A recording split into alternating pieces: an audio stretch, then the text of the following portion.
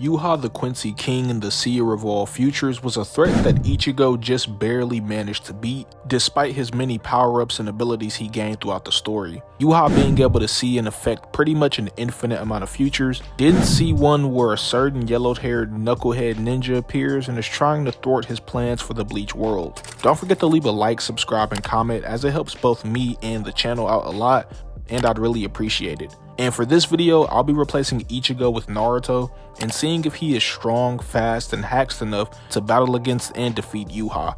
I'll of course be using Naruto before he loses access to the Nine Tails. And another thing to add is that for this video, the goal is to see if Naruto can hold off Yuha long enough to get the Silver Arrow to turn off Yuha's Almighty. And with all of that being said, let's get into Yuha scaling first. Now, the first thing that I would like to cover is Yuha's The Almighty ability, as this is the main thing that makes this battle contentious, and I want to try and let you all know exactly how this ability works. To start, Yuha's ability allows him to see into the future and is actually able to affect said futures. We see this when he places traps in the future in his battle with Ichigo. We also see this when he's able to perfectly predict things that will happen or already has happened with various different characters like Ichibei, Ichigo, Aizen, etc. And when Yuha is breaking down the Almighty to Ichigo, he compares the futures that he sees to grains of sand and says that he can gaze down upon all of these grains of sand and can affect them all at will.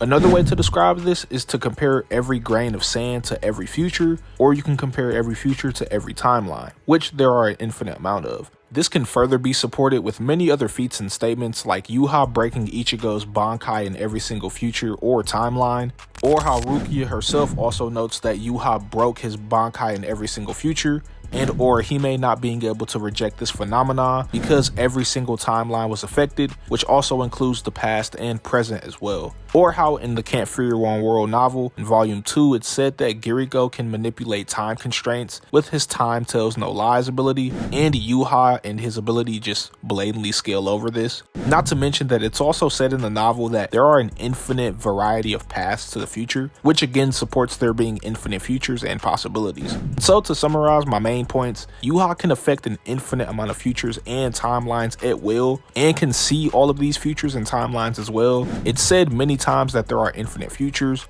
timelines, possibilities, paths, etc. in Bleach. And when it comes to Yuha's statement he made to Ichibei, I see many people disagree with it and have many contentions, but I'll still include it and you all can decide on whether or not you think it's valid. Yuha tells Ichibei that whatever he sees with his eyes in any future or timeline will no longer work against him or is effective, and that all those things he will instantly know and they will take his side. Again, you all can decide on if this statement is valid or not by letting me know down below in the comments. And so with Yuha's ability covered, now it's time to talk about his AP and see how strong he actually is. So for Yuha's AP, there are 3 scaling metas that I'd like to talk about, and depending on how you interpret certain statements and feats, Yuha can be scaled to any of these ranges. There's the low ball scaling, which is planetary, the mid ball scaling, which is multi-solar system, and the high ball scaling, which is universal.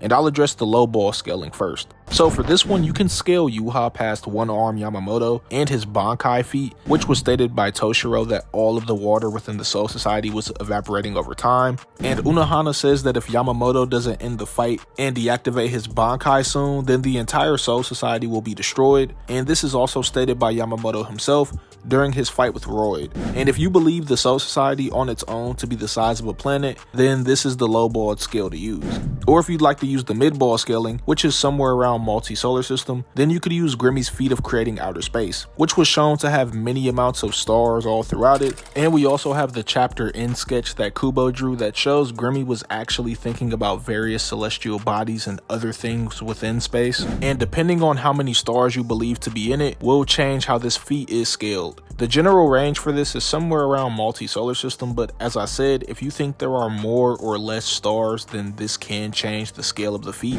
And Yuha scales above this feat, as it's been stated that base Yuha is already stronger than Grimmy, and giving Yuha the Almighty, Soul King, and Mimi Hagi absorbed just makes him unquantifiably more stronger than Grimmy. So this is also where you could place Yuha.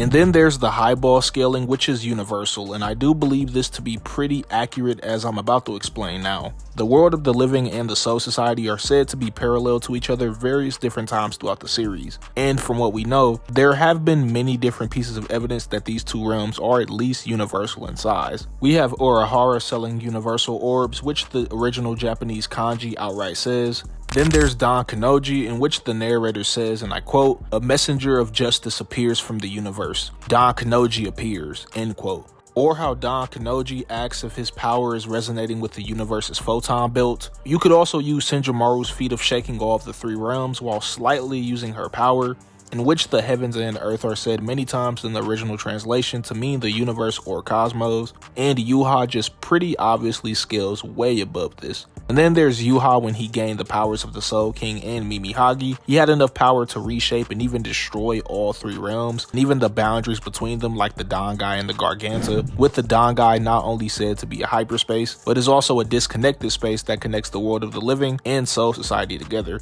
with time that's 2,000 times more denser than normal. And in the Garganta as well, although at a different rate. And Yuha would have destroyed the Garganta, which is the space that surrounds all of the realms and the Dangai itself. And we have the anime depicting various celestial bodies in the world of the living, which, as I've said previously, is similar to and parallel in structure to the Soul Society, since they're two sides of the same coin. And humans in the world of the living are also shown to know about the wider universe. Essentially, because of all of this, it helps support and show that not only is the world of the living, and by proxy the Soul Society, universal in size, but that Yuha with the Soul King's power was also stated various times to be able to collapse or destroy the boundaries between the realms, like the Dangai and the Garganta, with the Dangai being a hyperspace, and Yuha being able to merge all of the realms together and destroy them all if he chooses, which can help support universal Yuha. And with his AP covered, now let's go over his speed next.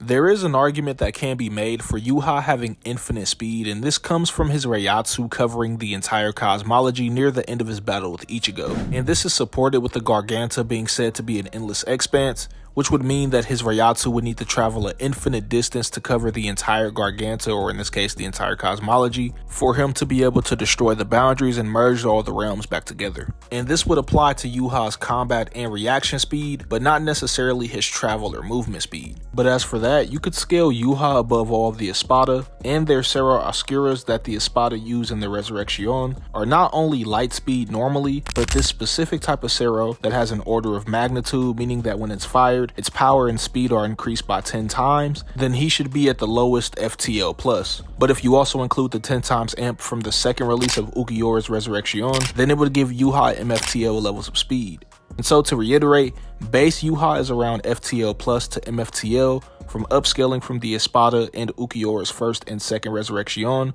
and Yuha with the Soul King and Mimi Hagi absorbed is around MFTL plus and can have infinite speed in terms of his reaction and combat speed. And that's all there is to talk about for Yuha speed, so now it's time to go over Naruto and see how he fares in this matchup. So for Naruto scaling, he also has his own low, mid, and high ball scaling that you could use. For his low ball, you could scale him to planetary or maybe even moon level with his planetary scaling coming from the Nine Tails databook statement where it says that the Nine Tails can turn the world to ash. This can either be interpreted as multi-continental, or if you take this at face value, then it could also be planetary. And for the sake of this video, I'll just go with this meaning planetary. Or you could scale Naruto being moon level with him scaling above Toneri, who is stated to not only have comparable chakra to Kaguya, but also is said to be a stronger enemy than her, and was even able to cut the moon in half during his fight with Naruto. And Naruto pretty much no-diffed him and beat him in like one punch. Or if you want to use the mid-ball scaling, then he would be star level to solar system level, and you'd scale Naruto to this by upscaling from Kaguya, who was going to destroy her root dimension, which contains celestial bodies within it. And depending on just how vast you think the dimension was, if you believe it to just have a sun and a moon, then the feat would be star level. But if you think it had those things along with many more stars in an observable universe, then you could get it all the way to solar system level. And more times than not, this is where many people usually scale high tier Naruto characters. And then there's the highball scaling, and this is where universal arguments are, and I'll address them now. Kaguya's dimensions are referred to as time spaces many times throughout the duration of her fight. The original translation of space-time meaning Jiku, and this word is used every time there is a mention of space-time during the Kaguya fight. And in the 4th data book, it stated that Kaguya created these dimensions herself, and if she is able to create these, then it shouldn't be a stretch to say that she could also destroy them as well, as evident with Black Zetsu's statement when she makes her expansive truth-seeking orb. And in the novels, Kaguya's dimensions are said to be parallel universes, and Momoshiki, someone who not only scales above Kaguya, but also scaled to Naruto, was implied to be able to create his own parallel universes as well, and be able to drain chakra on a universal scale. This would mean that if Kaguya in fact did create her dimensions, and they're called time spaces or space times, then this would make Kaguya and her dimensions 4D, and this would translate to Naruto as well, making him 4D too. Or if you think she didn't make the dimensions and is just capable of destroying them and that's it, then Naruto would have 4D universal AP. And him beating Momoshiki, who was being implied to have made his own parallel universes in the novels, would further support this. There are arguments to be had for Universal Naruto. I'm more neutral on this, but if you think that he is, then that's fine. But with Naruto's AP done, let's go over his speed next. Now for Naruto's speed, one way you could scale him is putting him over Madara's Light Fang, which was stated and shown to move at the speed of light. And Naruto was able to completely dodge out of the way of this beam while being right in Madara's face. This would make Naruto's speed FTL, and when adding all of his various amps and abilities, his speed increases all the way to MFTL, which shouldn't really be a stretch since in Boruto he battles against Delta, who should either be relative or above Fuse Momoshiki, who is above Kaguya, who is above Madara. And Delta's beams were stated to be beams of light, and Naruto, being much faster than his teen self, is able to react to and dodge these light beams without too much trouble. So again, MFTL is a reasonable scale. And when it comes to Naruto's hacks and abilities, he has some things that could probably give Yuha some trouble. The first I'd like to talk about is Naruto's Sage of Six Paths mode, and this transformation gives Naruto some unique and powerful abilities. He gains an innate understanding of all things in the world, and gains the ability to fly as well.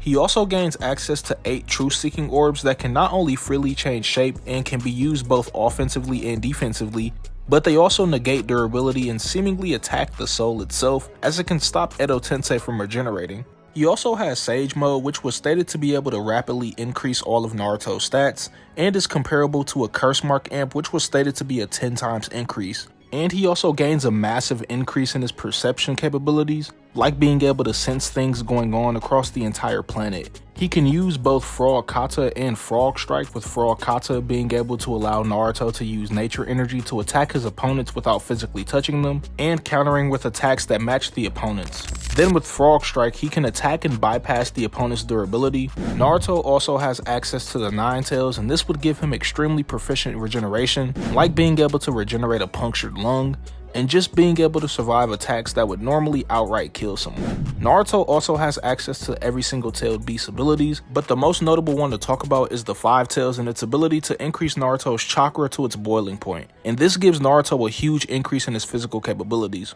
Naruto also has things like his multi-Shadow Clone Jutsu, his various Rasengan and Rasen Shuriken variants, and his Kurama avatar. And Naruto can even use Baryon mode if all else fails, and this gives Naruto an unquantifiable amp to all of his stats, and he's able to shave off his opponent's life force with every attack he makes until the opponent dies. But the downside to this power-up is that it has an extremely short time limit, so once it runs out, Naruto will be heavily fatigued and he will lose access to Kurama. So this ability is only on the table should all else fail. And with everything discussed between both characters, it's time to answer the question of the video. Could Naruto defeat Yuha during the 1,000-Year Blood War? Let's find out. Naruto is going to have a really hard time with Yuha just because of how broken his hacks are. His almighty ability allows him to see into infinite amounts of timelines and futures, and he can affect all of these at any given time he wants. And he can hop between timelines to give himself an advantage during the fight should he be losing. This isn't even mentioning how he can lay traps in the future to catch Naruto off guard and keep him on his toes. And as I said before, Yuha's combat and reaction speed is greater than that of Naruto's, and although Naruto does have Sage Mode, which greatly increases his perception, and his 6 Paths of Sage Mode, which grants him pretty much all knowledge in the world, If you think in the context of this versus battle that this would also include how the Almighty works, then this might give Naruto a little bit of an edge during the fight, since he is very unpredictable and can even give seasoned fighters somewhat of a challenge. But this also might not be enough, since Yuha would be able to see everything that Naruto could possibly do in an infinite amount of timelines, and if you believe his statement of him knowing all that he sees, and things that he knows or sees take his side and no longer work against him, then Naruto just has no chance of defeating him. Yuha could also absorb Naruto, and if he does this, then Naruto would just instantly lose. Even if Naruto were to use Baryon mode, it wouldn't work, since Yuha can just repeatedly come back from dying with him being able to overwrite his deaths. The only reasonable way I could see Naruto winning this matchup is if he could seal Yuha, which probably again wouldn't work, since Yuha would be able to see these futures as well and can hop between or overwrite said futures. And if Naruto is trying to charge up attacks or use things that could seriously pose a threat to Yuha, then he can just do what he did to Ichigo's Bankai and just destroy it in the future. And Naruto using his Kurama avatar or shadow clones won't work, since again Yuha can destroy these things in the future. And although Naruto and Yuha both have the same ranges of AP and speed, it really doesn't matter, since Naruto's hacks and abilities aren't really enough to get past Yuha's. Overall, I just don't see many win conditions for Naruto, and no matter what type of argument that someone could probably make for him winning, Yuha would just be able to counter pretty easily. I also don't think Naruto would be able to survive long enough for him to get the silver arrow to deactivate Yuha's Almighty and beat him, even with Orihime as his support. So to answer the question of the video, no, I don't think that Naruto could defeat Yuha if he was in Ichigo's position during the 1,000-year Blood War, and I hope I was able to prove that. Please don't forget to leave a like, subscribe, and comment if you enjoyed the video and would like to help support both me and the channel. If you'd like to see the alternate version of this video, that being could Ichigo defeat Kaguya, then I have that video up on screen right now for you to check out. Thank you all for watching, and I'll see you all in the next video. Take care.